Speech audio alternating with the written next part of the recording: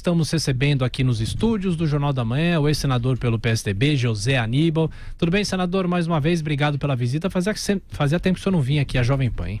Obrigado pelo convite. Como é que vai? Tudo bem? Bem, bom dia a vocês, bom dia aos ouvintes.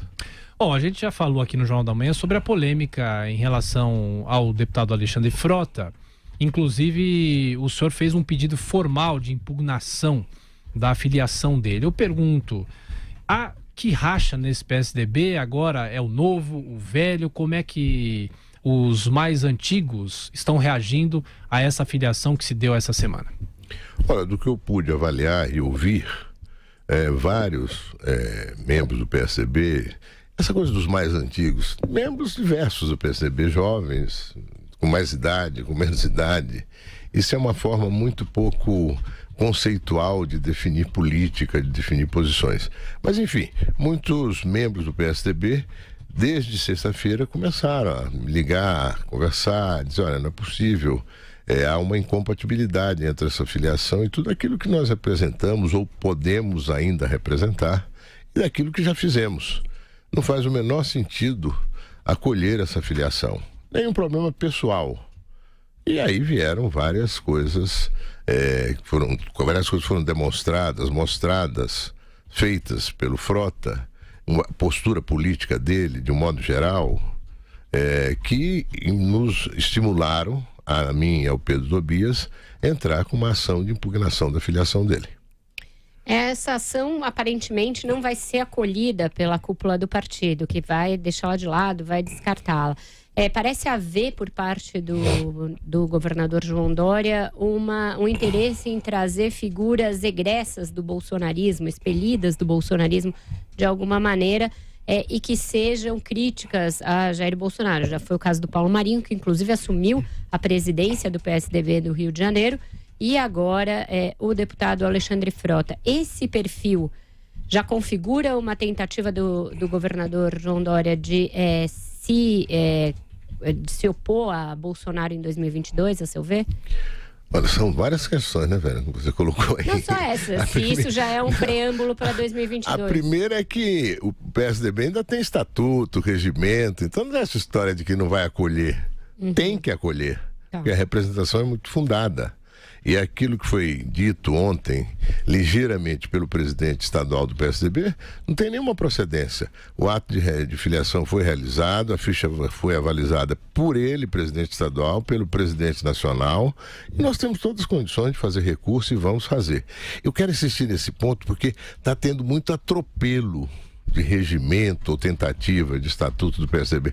Isso é uma secundarização da política. A política em segundo lugar. A questão é orgânica e a tentativa de uma hegemonia absoluta, uma hegemonia muito avessa ao questionamento, ao tensionamento democrático, ao debate. Isso é péssimo. Segunda coisa, o Dória fez uma campanha muito associada ao Bolsonaro. É o Bolsodória. Essa questão esteve fortemente presente. Foi o discurso político dele teve como fundamento o discurso do Bolsonaro, para se contrapor ao Márcio França. Eu, pessoalmente, discordei, mas não me manifestei, estava em questão eleitoral. Mas agora há uma tentativa de se dissociar, Pois agora há uma tentativa de se dissociar, por óbvio, porque o Bolsonaro tem feito as possibilidades que ele abriu de questionamento à ação política dele, sobretudo as consequências dessa ação política. Havia toda uma expectativa, a Previdência aí o ambiente melhora, mas nos últimos 60 dias, coincidentemente com a aprovação da Previdência, o Bolsonaro intensificou os conflitos que ele é capaz de gerar cotidianamente. Ele agora tem aquela fala diária que é a fala do conflito.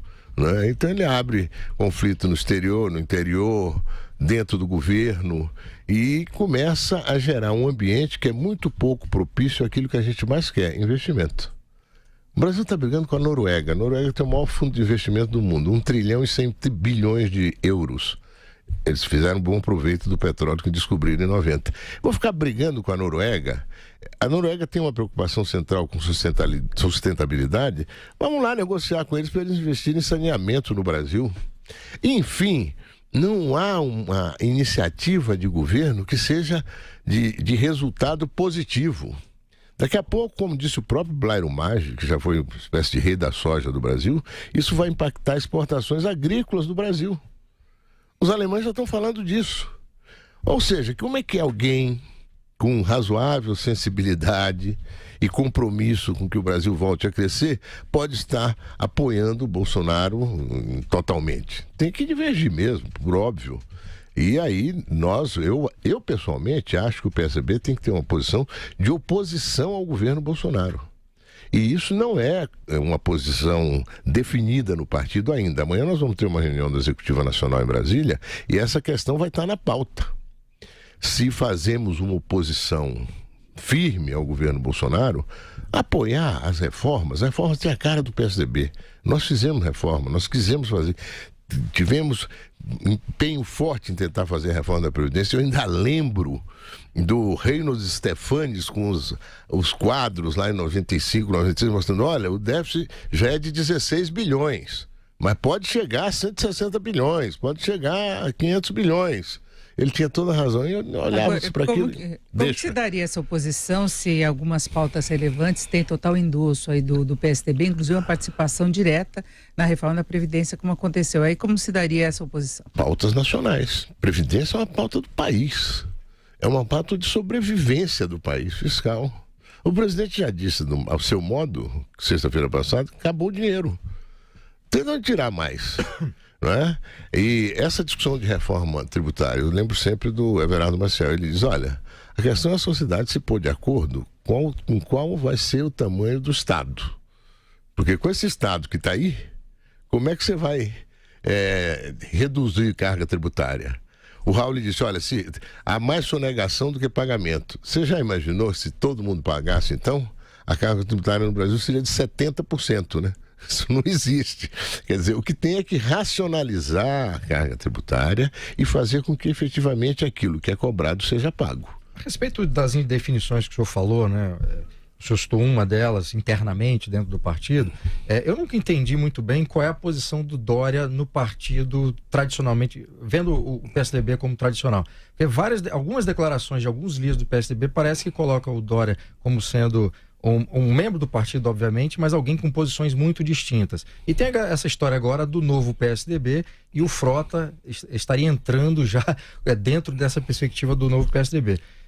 Não gostaria que o senhor respondesse como Otto Lara Rezende, pelas bocas do Magalhães Pinto, dizendo que Minas está onde sempre esteve. Sempre esteve. O PSDB está onde sempre esteve. Queria saber qual é a posição do Dória hoje no PSDB e se de fato existe uma mudança do PSDB, uma mudança interna para um novo PSDB. Olha, eu não tenho ainda uma avaliação completa disso. O que eu noto é que o PSDB está muito escasso de debate. O PSDB não se manifesta. O PSDB não tem rede através das quais ele procura dialogar mais intensamente com a população e formular e apresentar suas posições. O PSDB está agindo por impulsos sucessivos. Isso não dá certo. Isso não constrói uma narrativa, não constrói uma posição na sociedade que não seja nós contra eles. E nós contra eles é esse desastre que está aí.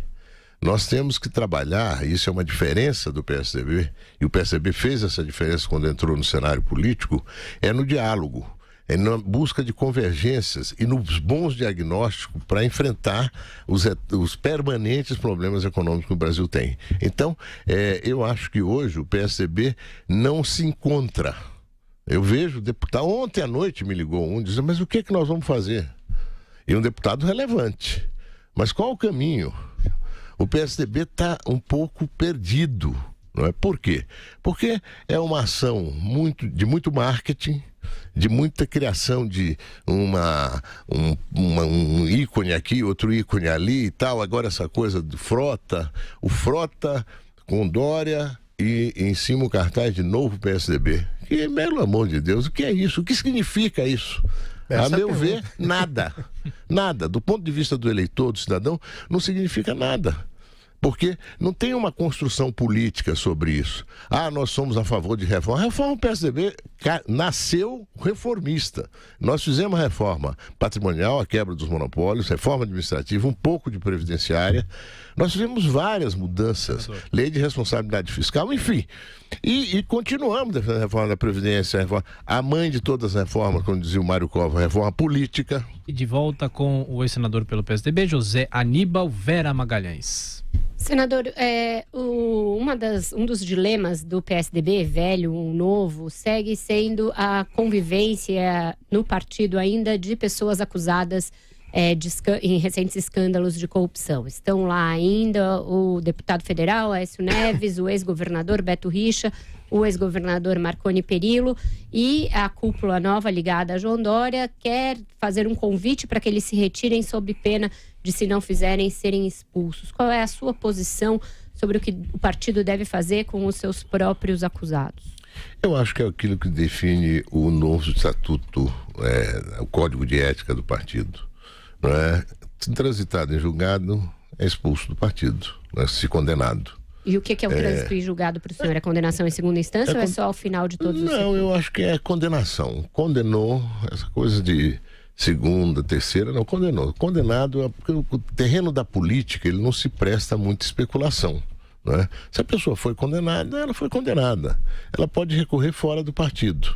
Depois, se ela for absolvida em alguma outra instância, mas o direito a se defender e a ir a um processo de julgamento é fundamental. Mas esse direito ele se dá na justiça. A presença dessas pessoas na sigla não macula o PSDB e não é responsável, em parte, pelo fato do partido ter ficado escanteado na disputa presidencial? Olha, eu não sou daqueles que acreditam que é isso, fundamentalmente, que nos fez ficar escanteado na disputa presidencial. O que nos fez ficar escanteado na disputa presidencial foi que nós não conseguimos colocar com clareza as nossas posições para a crise que o Brasil está vivendo faz 5 anos.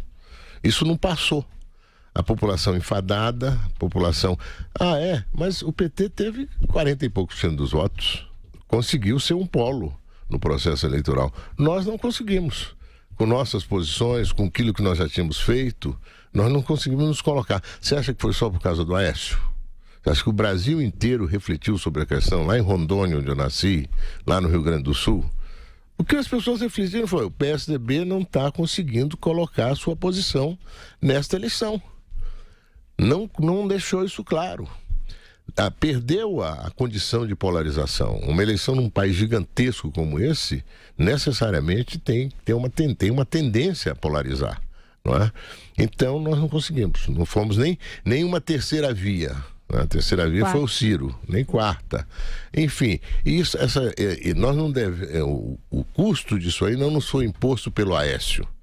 Isso é uma via de facilidade. Não, olha, aquele diagnóstico é o Aécio, fulano e Beltrano. Vamos tirar, resolve. Não vai resolver coisa nenhuma se o PSDB não recuperar sua narrativa, novamente não tiver uma conversa e uma convergência muito calcada em projetos, em políticas que a população reconheça como os melhores.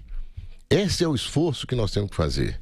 Não vai ter de novo essas eleições como foram essas últimas eleições, né? Alguém sabe como é que a população vai estar daqui a 6 meses? A população de São Paulo hoje, nas periferias de São Paulo, isso nunca aconteceu. Tem fome, falta comida, não tem renda. Quer dizer, o Brasil precisa, e os partidos, e os políticos, convergirem para as questões cruciais. Por isso eu digo, no que se refere à pauta econômica, a Denise estava colocando isso aqui, no que se refere à pauta econômica, nós temos que convergir com o governo, aprimorar, melhorar. Nós tentamos fazer isso e fizemos de algum modo na Previdência e vamos fazer na tributária e noutras pautas. E achamos que o governo está em débito com políticas, com iniciativas que não fiquem só à espera da Previdência e da tributária para tentar tirar o país do buraco. Está agravando. Bom, isso nós apoiaremos, todas as iniciativas. Agora, do ponto de vista político, do ponto de vista dessas declarações do presidente, da postura dele, é oposição. O senhor fala sobre a cidade, o senhor já foi vereador aqui na Câmara Municipal de São Paulo e lá atrás o senhor foi um dos críticos da candidatura de João Dória à Prefeitura de São Paulo. João Dória saiu, assumiu Bruno Covas, que tem toda a possibilidade de tentar a reeleição no ano que vem, mas a configuração com Márcio França, a própria Joyce Hasselmann, pelo partido de Jair Bolsonaro. O que o senhor imagina para essa corrida municipal no ano que vem? Quais são realmente as chances do PSDB? Olha, eu acho que o Bruno está fazendo um esforço enorme agora no que se refere à zeladoria, melhorar os serviços da cidade, assim, do ponto de vista urbano e da qualidade de vida, de mobilidade, de segurança para as pessoas, né? De melhoria do asfalto, das praças, disso, daquilo. E está fazendo um esforço grande. Na área de saúde, eu até colaborei muito com isso. No final do ano passado, o Senado autorizou o município a tomar um empréstimo de 100 milhões de dólares, que já foi assinado, um equivalente a 100 milhões de dólares do governo municipal, que vai dar origem à construção de vários equipamentos, renovação, reformas, introdução de novas tecnologias na gestão da saúde. Acho que isso, até o ano que vem, já vai começar a aparecer. O Bruno conseguiu fazer a reforma da Previdência, tem que fazer mais, mas ele conseguiu fazer, e conseguiu também fazer as PPPs na área da habitação. O resultado virá no ano que vem, no próximo ano, mas enfim, agiu de forma mais estruturante para a cidade e agora, do ponto de vista de zeladoria, está procurando fazer um esforço grande. Além disso, a capacidade de criar convergência política, não só naquilo que está sendo feito agora, mas naquilo que pode estar sendo, as bases estão sendo lançadas agora pela atual gestão. Eu queria voltar à minha pergunta inicial. O senhor falou sobre o partido, mas não falou do Dória. Qual é a posição do Dória hoje dentro do partido? Ele conseguiu uma liderança inegável dentro do partido? E a outra pergunta eu estou perguntando mais, o pessoal da velha guarda, digamos assim, do PSDB, construíram o partido, estão no partido já há muito tempo, alguns desde o início, e a posição do Dória hoje, porque várias posições públicas dele, inclusive esse apoio inicial ao Bolsonaro durante a campanha, parece, pelo que foi declarado publicamente, que alguns de vocês não concordaram com essa tentativa de vinculação entre o nome do Dória e do Bolsonaro. E a outra pergunta se essa tentativa do senhor, junto com o seu grupo, de barrar a continuação do Alexandre Frota, deputado, no partido, qual é o impacto que isso vai ter interno? Ou seja, se o Alexandre Frota continuar no partido. Primeiro, com relação a essa associação do Dória ao Bolsonaro, eu fui totalmente contra, mas não me manifestei. Tá uma disputa eleitoral polarizada, segundo turno, ele fez isso, ele está devendo uma autocrítica, né? Porque ele foi Bolsodória realmente em profundidade. E agora ele está se distanciando. Eu acho isso absolutamente legítimo. Acho que ele está certo em se distanciar. Não tem compromisso com o erro. Mas é sempre bom reconhecer, olha, foi errado ali, não é? Devia ter feito diferente. Não sei que se ele tivesse feito diferente, se ele teria ganho, e nem sei que impacto, se ele tivesse ganho e feito diferente, teria na sua gestão. Eu não tenho ainda uma avaliação da gestão dele. Sei que ele está trabalhando daqui e dali, mas eu insisto, e falei isso já em vários lugares que fui. Quem fez essa política de segurança em São Paulo, que reduziu nesse momento a 7, 6 homicídios por 100 mil habitantes, foi o Geraldo Alckmin. Foi ele que começou, ele que desenvolveu, levou anos. Eram mais de 30 por 100 mil habitantes. Então, isso não é Fiat Lux, não. Você faz de um dia para o outro. Você faz com muita tecnologia, com muito treinamento, com tudo. Bom, então, eu acho que ele tem suas virtudes, está se movimentando, foi à China agora, trazer investimentos. Se não fosse esse ambiente tão estável que o Bolsonaro cria, provavelmente a gente já teria muitos investimentos aqui. O mundo está com dinheiro empossado, tem trilhões de dólares. Agora, ninguém vai investir aqui num presidente que manda demitir um escritório de advocacia contratado pela Petrobras porque ele não gosta do cara. A Petrobras tem que ter autonomia, porque o escritório de advocacia ganhou uma causa de 7 bilhões para a Petrobras. Como ele não gosta. Aí o sujeito fica pensando, mas eu faço o contrato com a Petrobras, dali a pouco ele briga com a presidente do meu país, ou o presidente, e fala, cancela esse contrato. As coisas são assim no mundo real. Todo mundo está acompanhando. Bom, então, eu acho que agora, a avaliação hoje do partido, eu acho que ele tem uma posição no estado de São Paulo, uma posição muito forte no partido. Essa executiva estadual é quase toda ela composta de membros identificados com ele, que estão no governo, que estão no parlamento, enfim. Mas a gente nunca, em política, pode acreditar que agora os mineiros valem, né? É como nuvem, né? Tá assim de um jeito, dali a pouco pode mudar, não é? Imagina que nós criamos o PSDB, não foi entrando em governo, foi saindo de governo. Né? Nós saímos do governo e perdemos todos os cargos que tínhamos no governo. E, no entanto, criamos um partido que 6 anos depois chegou à presidência. E sobre o Alexandre Frota, se ele se mantiver no partido, o que isso provoca internamente? Eu acho que é lamentável, pelo que eu estou ouvindo. Eu já recebi, é que eu não quero falar, porque eu não vou ficar expondo as pessoas, mas num determinado momento, se for necessário, eu vou dizer. Quem me liga, quem me manda mensagem dizendo que, olha, isso é um derretimento nosso. Isso é algo que é inimaginável ter alguém como ele. O vídeo que ele gravou ano passado, de crítica ao PSDB, ao Geraldo Alckmin, aos nossos parceiros todos, é uma coisa assustadora, pornografia pura. Aliás, ontem Além disso, no Pânico, o deputado Alexandre Frota esteve aqui e eu pude perguntar para ele justamente a respeito de um trecho desse vídeo de 2018, em que no fim do vídeo ele diz o seguinte: o que difere os tucanos dos outros é exatamente aquilo que os procuradores e juízes dizem querer acabar no Brasil, a impunidade e a corrupção, ou seja, está vinculando o PSDB a isso. Em todos os casos, há ao menos um figurão do PSDB envolvido. Aécio Neves, Geraldo Alckmin, José Serra, Fernando Henrique Cardoso, Eduardo Zeredo, Beto Richa, Marconi Perillo, Aloysio Nunes, entre outros, só bandido, fecho aspas. E eu perguntei para ele se ele teria algum reparo a fazer. Ele disse que manteria toda a sua posição e que ele estaria entrando num novo PSDB. Isso é uma panaceia, né? Isso é uma mentira, isso é uma bobagem, isso é um insulto, não é? Pelo menos enquanto muitos estivermos no PSDB, essa história desse novo PSDB, você não constrói um partido linearmente, você constrói dentro de uma correlação de forças, agindo com a sociedade, com outras forças políticas, e você não constrói um partido de santos. Sempre tem comportamentos inadequados e tal. Você tira as pessoas, muda, renova o partido.